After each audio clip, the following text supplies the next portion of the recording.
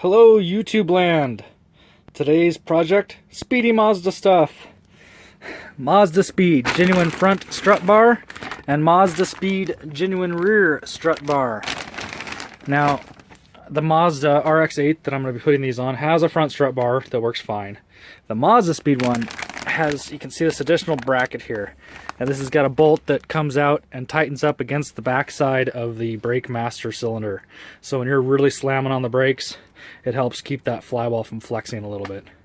Other than that, there's no real purpose for installing this bigger, badder one, other than it says Mazdaspeed and it's huge and it looks awesome. And the rear one, there is not a rear one, so I'll have to do a little bit of work to put that on, but I don't drive my car hard enough to really need these, but I wanted them. So I did it, and here we are.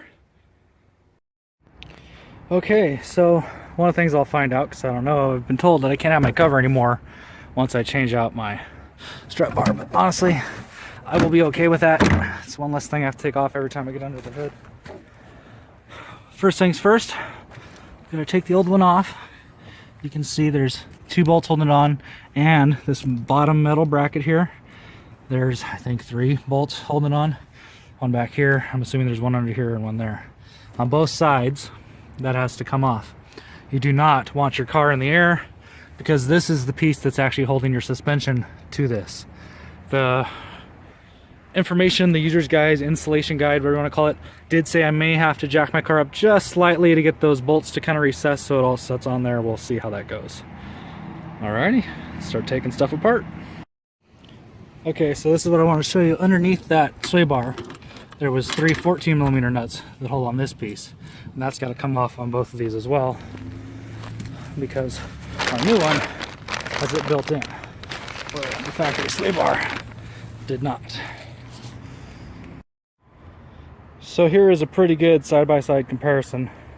You can see the Mazdaspeed is quite a bit thicker of a bar all the way around. I mean, I can get my fingers around it a little bit, whereas this one, I mean, it's a full wrap. It's got my nice brake booster here. Should look nice. Okay, so I've just set it in place. You know, I read this, it said maybe we needed to lift the car to get the angle right. I don't know why. I mean, these, I loosened this and this before I put it on, and you can see it sets right on there.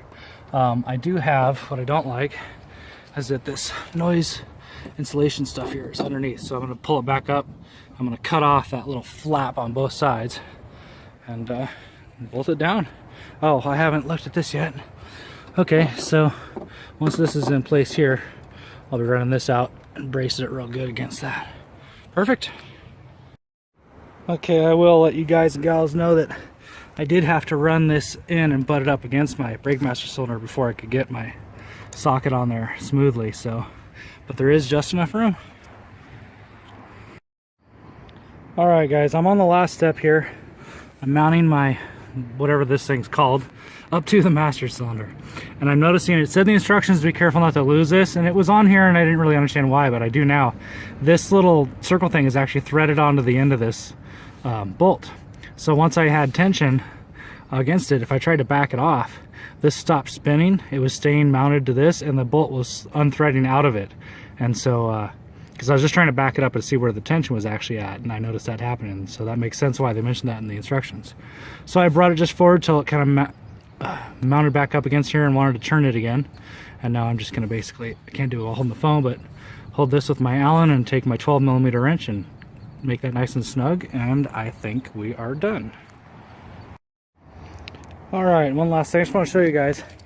So you can't just use the factory cover with it, but it could be modified. I mean, if you wanted to, you could take, can't see it very well on this side, but it's a little better.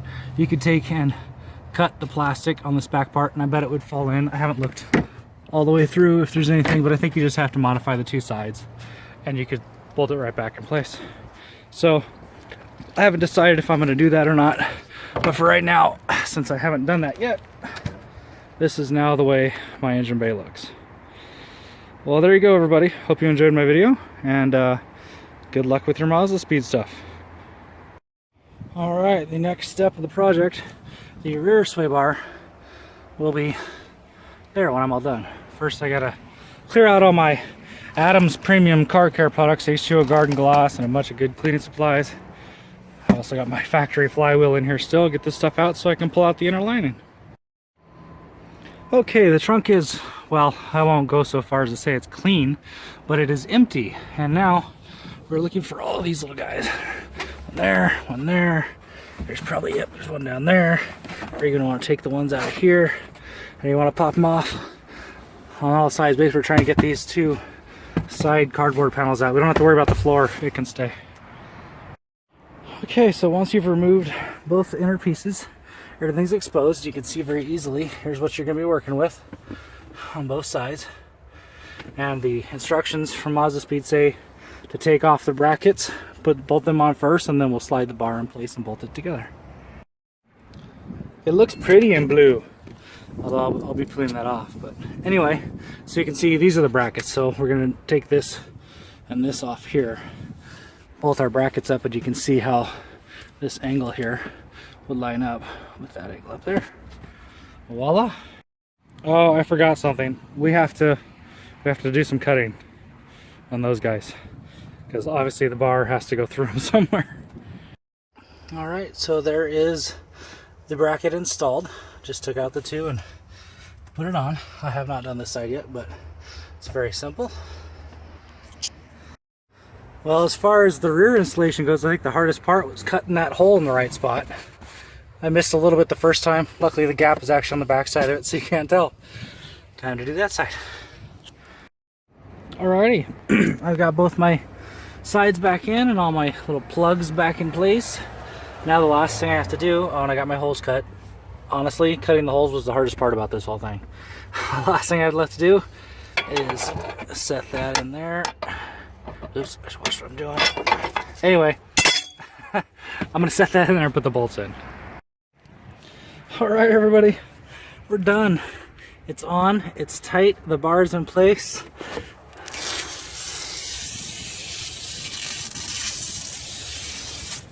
Voila, it is now official. I have Mazdaspeed front and rear strut bars installed. It's that easy, everybody. Do it yourself, and then you gotta put all your stuff away. Anyway, guys, hope you enjoyed my video, and feel free to watch my other videos where I work on my Mazda. Have a good one.